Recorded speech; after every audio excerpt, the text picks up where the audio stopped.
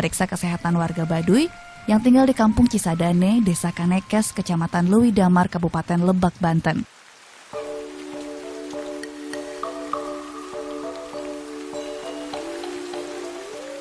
Tak ada cara selain berjalan kaki menuju satu dari 66 dusun di Baduy ini. Tanah berlumpur jadi penghantar langkah kami.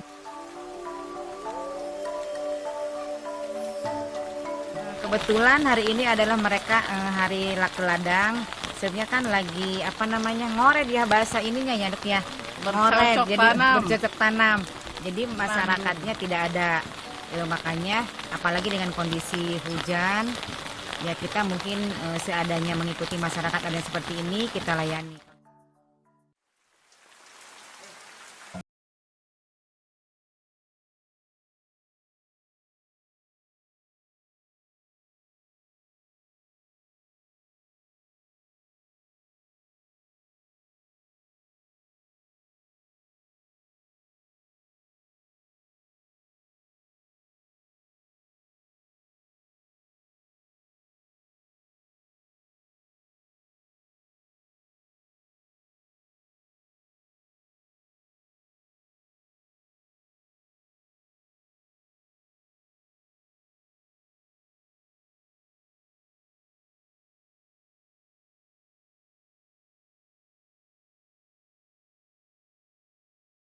Kemarin dia ke Huma nggak dikasih obat, jadi makanya hari ini kita kunjungi lagi sama dokter. Takutnya ada yang tertinggal yang belum minum obat Frambusia gitu.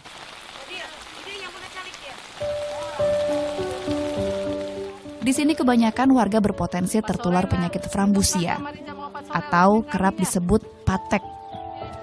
Frambusia sejenis penyakit kulit.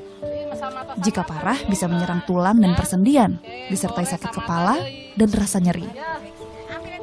Karena kan emang karena dia kontak kan sama si penderita. Eradikasi Frambusia itu maksudnya kita memberantas si Frambusia, bukan hanya si penderitanya saja gitu. Yang tinggal serumah terutama. Di sini juga ada itu ya. Pokoknya satu kampung terus diobatin. Kamari minum obat nu 2 teh yuk. Oh. Minum si Ade minum. Minum sama iya. Terus minum teh. Minum enggak? Minum. Penyebaran Frambusia tergolong jarang di Indonesia. Saat ini peneliti baru menemukan di pedalaman Lebak dan Papua. Kurun waktu 2001 hingga 2014, sekitar 88 kasus Frambusia menjangkiti warga Baduy. Tuh, cager berarti yang ini. Hingga 2015, 5 warga masih belum sembuh.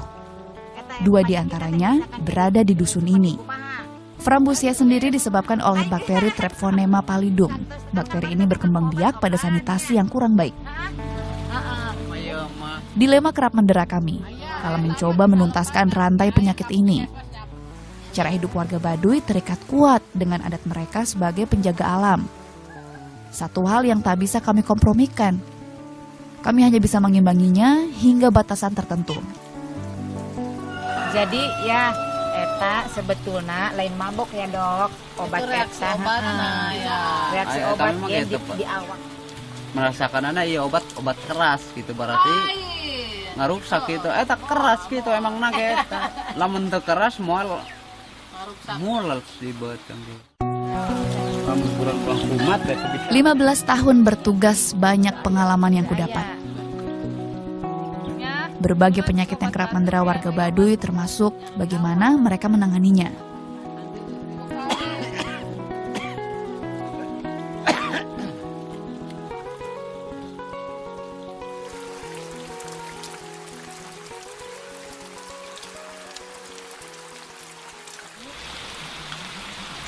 Mana ya nomor yang nak? Jero teh. Muriang lain muriang ya itu. Kami mengunjungi Dayut, warga Baduy berusia sekitar 35 tahun. Kusebut sekitar, pasalnya soal usia, warga Baduy tak ada yang tahu pasti. Mereka menandai jumlah usia sesuai musim panen yang dilalui semasa hidupnya. Hampir 2 bulan ia sakit. Selama itu pula ia hanya mengandalkan pengobatan tradisional untuk kesembuhannya.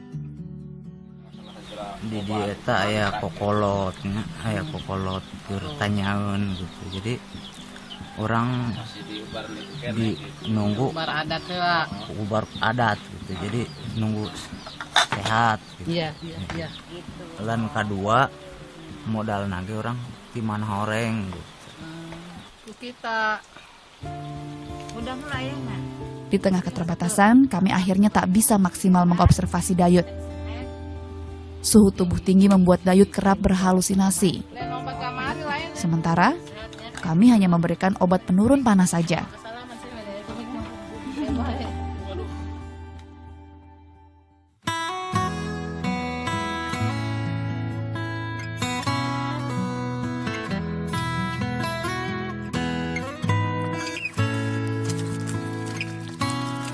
Warga Baduy berprinsip saat produk modern masuk ke tanah ulayat, dipandang dapat mengganggu keseimbangan alam.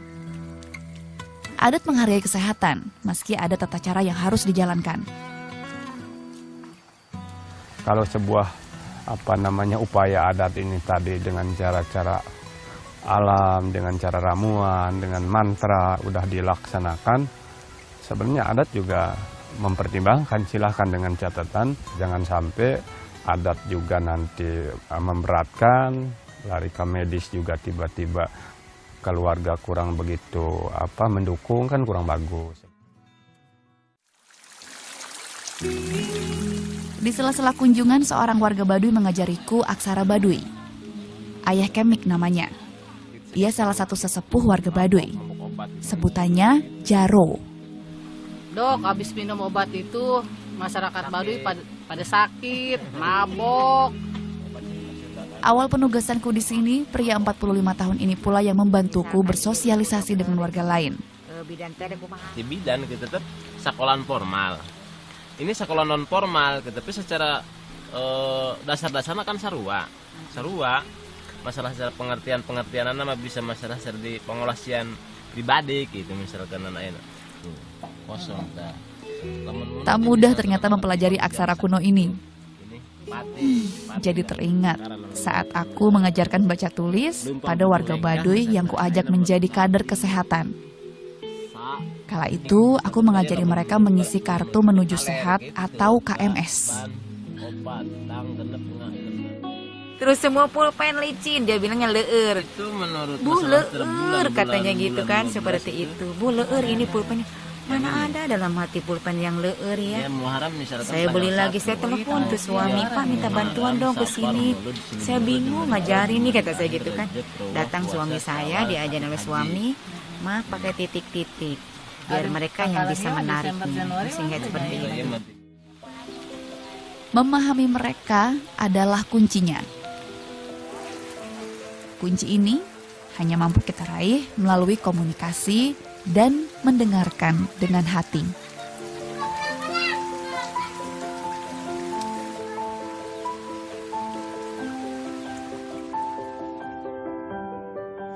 Masalah secara hasil tani itu ajang jaga gitu, ditabung gitu.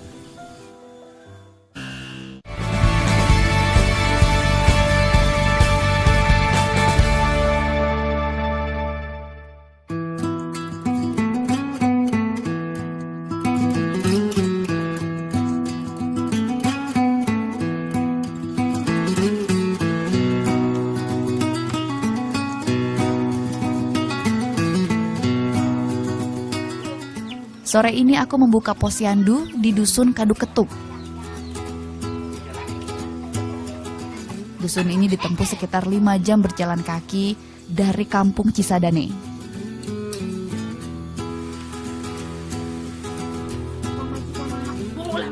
Kali pertama aku memasuki dusun ini tahun 1997. Saat itu pemahaman warga Baduy soal kesehatan masih minim, terutama soal kesehatan ibu dan anak.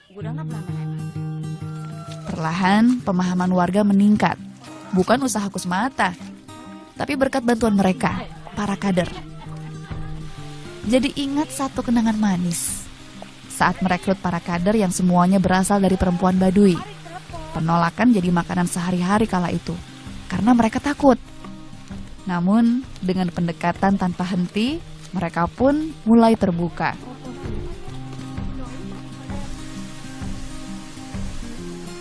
Mereka lah teman seperjuangan sekaligus sahabat seperjalanan dalam melewati medan yang cukup menantang. Jadi kalau jatuh mah sering sih. Yang paling sering mah ibu kadernya. Serosot dari atas cut ke bawah. Kita bukan nolongin malah ketawa dulu baru nolongin. Makanya saking lucunya seperti itu, kayak gitu aja sih.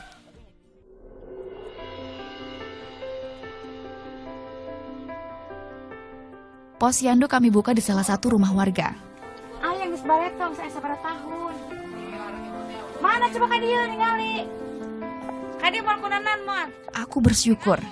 Kini antusiasme warga soal kesehatan ibu dan anak semakin meningkat. Hanya saja masih ada satu hal yang belum bisa tersolusikan di sini. Soal angka pernikahan dini. Sati salah satunya. Usianya baru 16 tahun. Meski tak ada gangguan pada janinnya, aku khawatir postur tubuhnya belum siap menahan kandungan yang kelak semakin berat. Sati ini kebetulan tinggi badannya kurang dari 145. Jadi di 6 tanda bahaya kehamilan ini adalah beresiko. Jadi kita udah kasih tahu bahwa tanda-tandanya itu tinggi badan, tadi tinggi badan sudah diukur, imunisasinya udah dikasih tahu, kebetulan ini baru ke 8 minggu kehamilannya. Pernah ku baca satu penelitian, maju tidaknya satu bangsa berasal dari kualitas sumber daya manusianya. Dan itu semua berawal dari keluarga. Ya, kata Bu Bidan kan harus tahu timbangan, harus tahu KMS segala macam kan tentang kesehatan. Jadi nggak takut juga gitu. Dulunya emang takut salah ngisinya gitu. Sekarang udah bisa. Nah, sekarang udah bisa. Aku sadar, perubahan tak terjadi sekaligus. Butuh waktu dan perjuangan tanpa henti.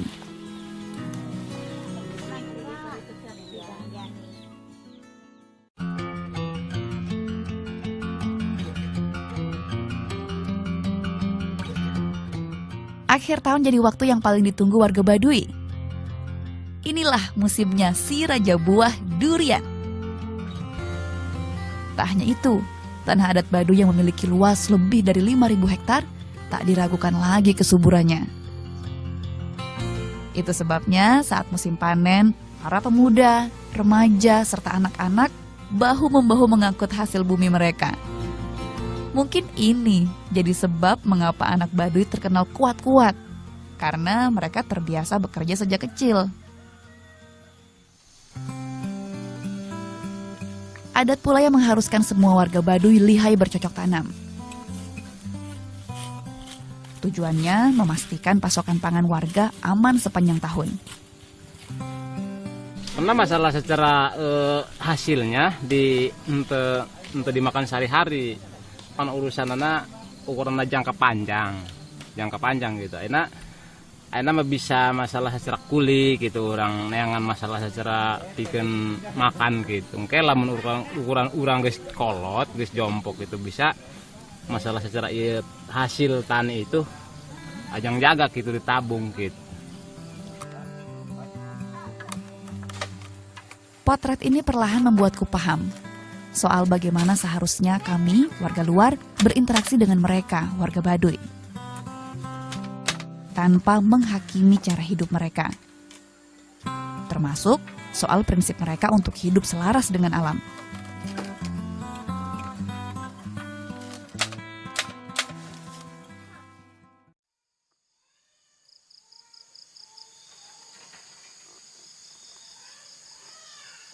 Masak. Terus kata neneknya, ayo. Sementara itu, tempat tinggalku berada sekitar 100 meter dari permukiman suku Baduy terluar. Terlepas dari statusku sebagai petugas kesehatan, aku ibu dari 2 anak. Si sulung kini tengah bersekolah di kota kecamatan. Tinggallah aku dan suami. ditemani si bungsu di rumah. Eneng sapaannya, usianya baru 10 tahun.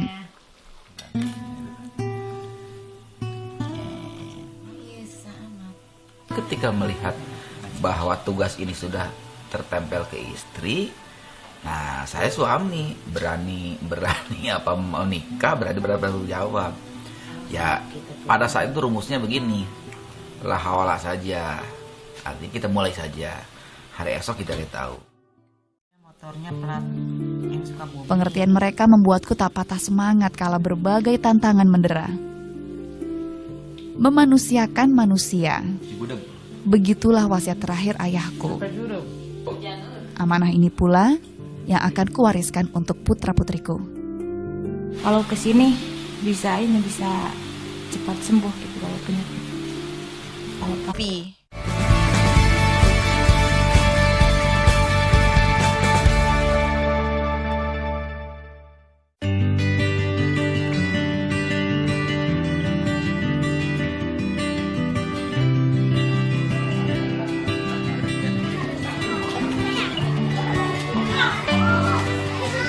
pagi ini jadwalku mengunjungi beberapa sekolah dasar.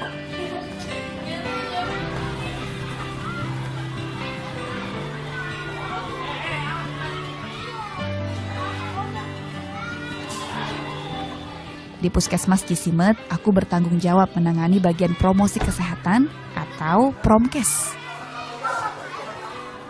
Adik-adik kalau misalkan habis sebelum belajar, setelah belajar harus menggunakan berarti cuci. Nah, dicuci tangan ini. Salah satu tugasku adalah menanamkan perilaku hidup bersih dan sehat pada masyarakat. Setelah kita belajar, cuci tangan kembali.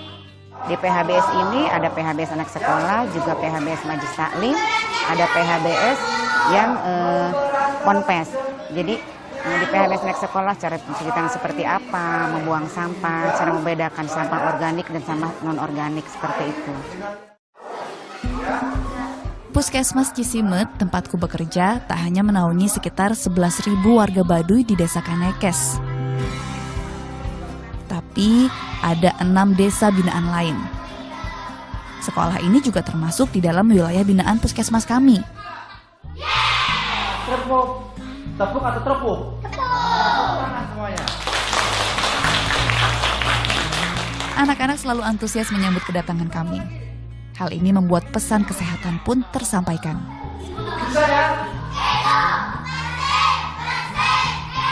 PHBS itu apa tadi sesuai kata Bapak?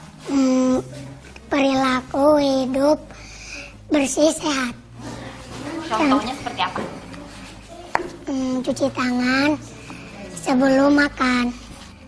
Kesehatan itu penting bagi kita karena kalau kita sudah terkena penyakit, kita itu harus berobat dan berobatnya itu menurut saya mahal.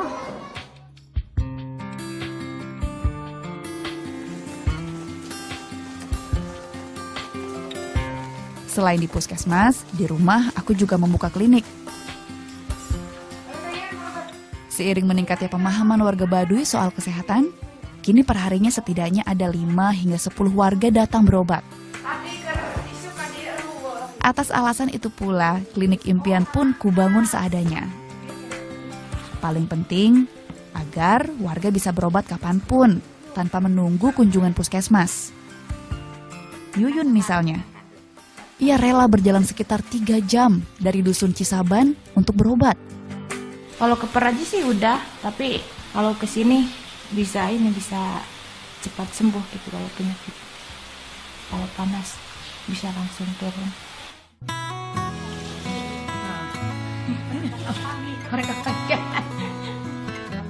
Di sini bidan tak sekadar dianggap penolong kelahiran, tapi petugas kesehatan serba bisa.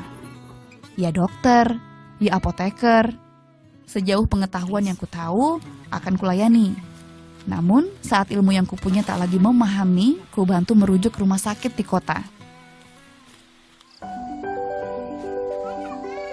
Berada jauh dari ibu kota kabupaten, mau tak mau membuat kami di pedalaman ini harus siap dalam segala keterbatasan. Sebenarnya tak melulu soal mengeluh, tetapi menunggu janji pemerintah meratakan fasilitas kesehatan hingga pelosok negeri.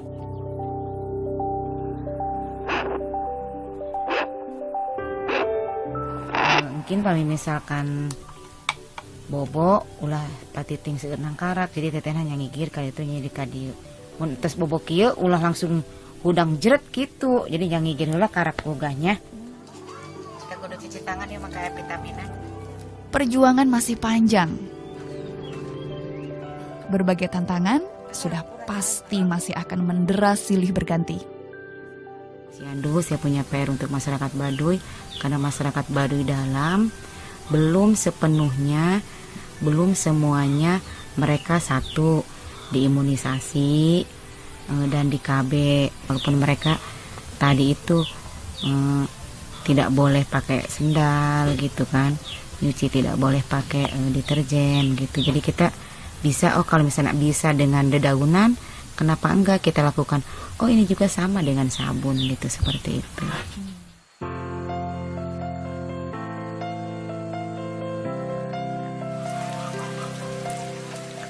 Ku mantapkan hati. Langkahku, langkah para kader Baduy tak akan berhenti. Selama hayat masih dikandung badan.